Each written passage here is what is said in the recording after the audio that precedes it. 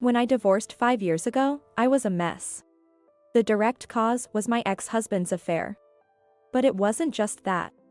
He was a typical emotional abuser. There were signs of it even before we got married.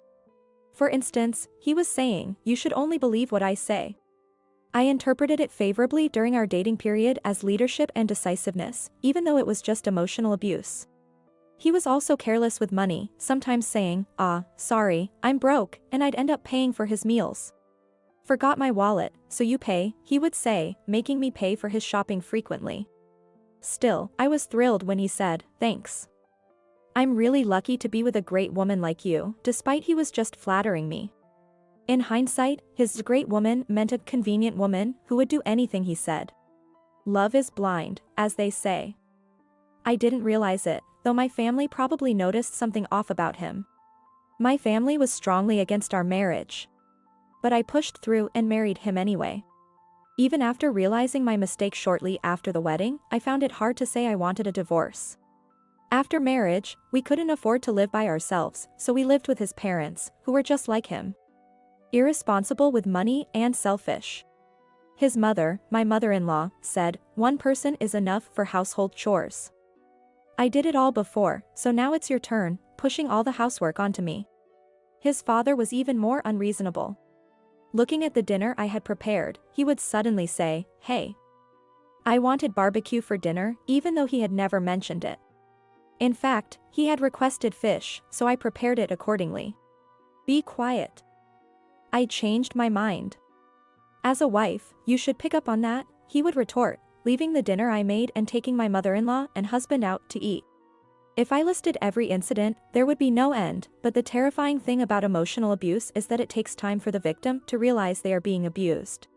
By the time you realize it, you may be in a very bad mental state. Had it not been for my husband's affair, I might still be trapped in that house. Just before the divorce, I had become like a puppet, silently complying with every unreasonable demand. His affair was discovered through his easy mistake, leaving a hotel loyalty card in his pocket. When I confronted him, he shifted the blame to me, saying, "It's not a big deal to cheat. It's your fault for not dressing up or being fashionable." My in-laws joined in, saying, "That's right. It's your fault for not being attractive. You should be ashamed for blaming our son when you're the one who got cheated on," they scolded me. That was the last straw. I reached out to my parents, crying, "I need help. I want a divorce," and they immediately came to get me. Shocked at my emaciated, changed appearance, they fiercely confronted my in-laws and husband. "You've worked our precious daughter to the bone. What do you think she is to you? We're taking Alice back. After what she's been through, we have every right to take this further." My mother's angry words made my father-in-law panic and say, "Please, no lawsuit. That sounds terrible." "Fine, I'll agree to the divorce." My mother-in-law and husband reluctantly agreed, probably worried about a lawsuit. They didn't say anything. I received $10,000 from my father-in-law as a settlement and alimony, and my husband and I divorced. My 2-year marriage came to an end. My parents complained that the divorce settlement was too cheap and insulting, but I was just happy to be rid of that family. 5 years have passed since then. It took a long time for my battered heart and body to recover. Waking up from nightmares, panicking from unpleasant flashbacks.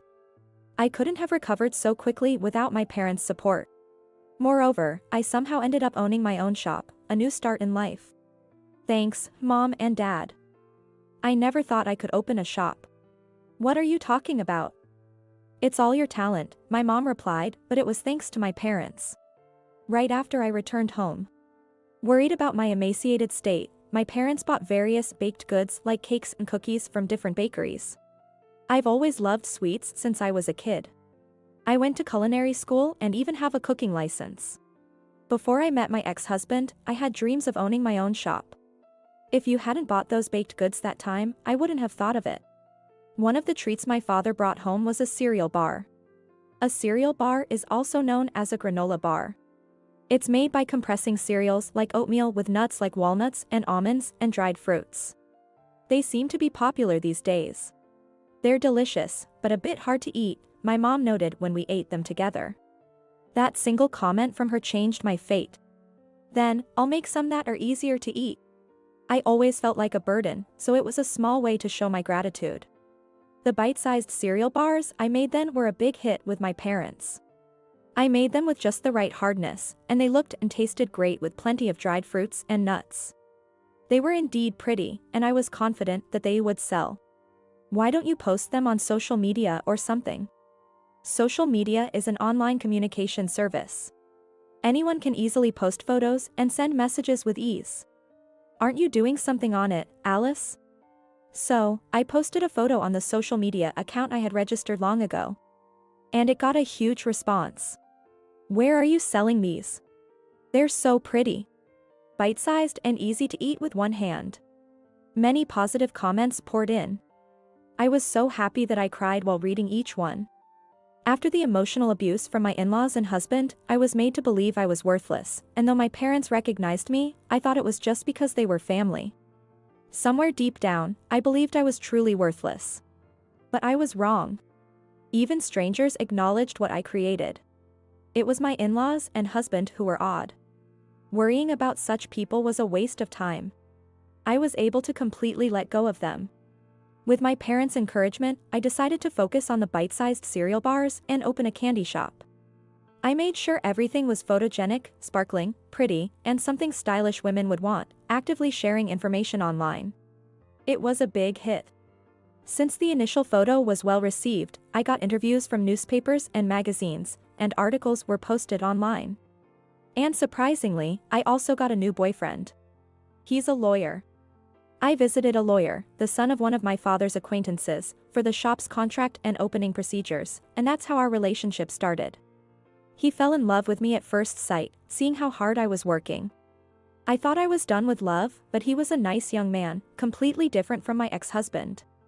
My parents also approved, saying, "We can trust Alice with this young man." Just when I thought I was reclaiming my life and starting anew, I received an unexpected email from my ex-husband saying, "I'll come to pick you up on Saturday."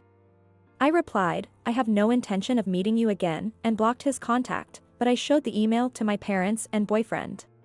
I had no idea why my ex-husband would contact me after all this time. My boyfriend said, "He probably won't come, but just in case, I'll stay with you." Both my parents and boyfriend decided to be with me on Saturday. On Saturday.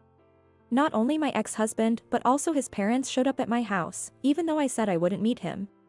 They tried to enter the house without permission, so I blocked them from coming in past the entryway. I asked, "What do you want?" Then my ex-husband said, "Alice, you must have calmed down by now. I forgive you, so come back to me."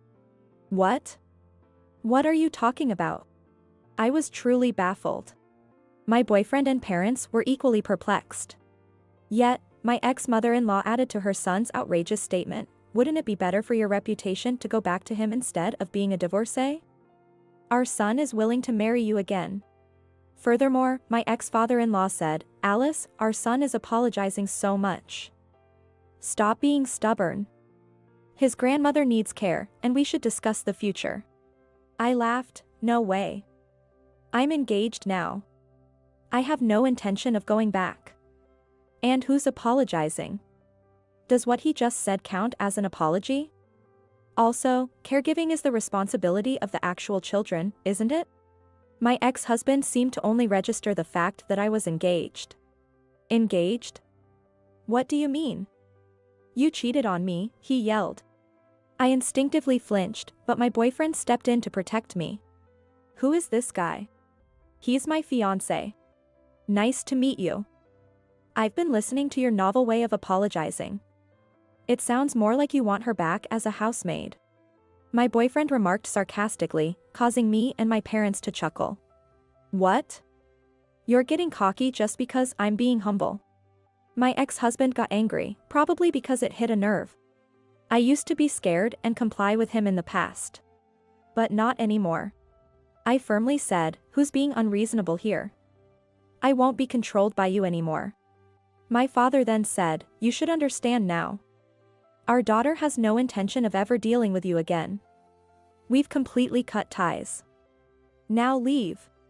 Despite being told by my father to leave, my ex-husband and his parents were reluctant to move. Just as I thought we were getting nowhere, I noticed the neighbors had started to gather. They were drawn to the argument happening at our front door. They must have come out to see what was going on. I decided to use this to my advantage. I see the neighbors are gathering. If you cause any more trouble, I'll call the police. With so many witnesses, it's clear who's in the wrong. With that, they had no choice but to leave. I successfully repelled them. It's insane that he wanted to marry me again in the first place. Later, I found out why they showed up after 5 years. They didn't know that my boyfriend worked at the law firm where my ex-husband went to consult about bankruptcy. It wasn't that my boyfriend broke any confidentiality. My ex-husband happened to run into me when I was delivering lunch and blurted out, "Why are you here? It's your fault I have to file for bankruptcy." I then remembered that neither my ex-husband nor my former father-in-law had respectable jobs, and despite being into gambling, they lived lavishly. They had squandered their grandfather's inheritance and grandmother's pension. The inheritance was gone, and with the grandmother needing care and moving into a nursing home, her pension would be used to pay for the facility. Unlike before, they no longer had disposable income, but couldn't lower their standard of living. They quickly fell into debt trying to cover it with gambling. Apparently, they saw my success in the news online and thought to take advantage of me by showing up. I heard through the grapevine that despite being in the middle of bankruptcy proceedings, my ex-husband couldn't stop gambling, and his bankruptcy was not approved. He's still being chased by debt collectors and is on the run. What goes around comes around. As for me, I feel truly relieved, having finally put the past behind me with my own words. My business is thriving. My boyfriend and I are getting married soon. This time, I'm sure it's going to be the best life ever.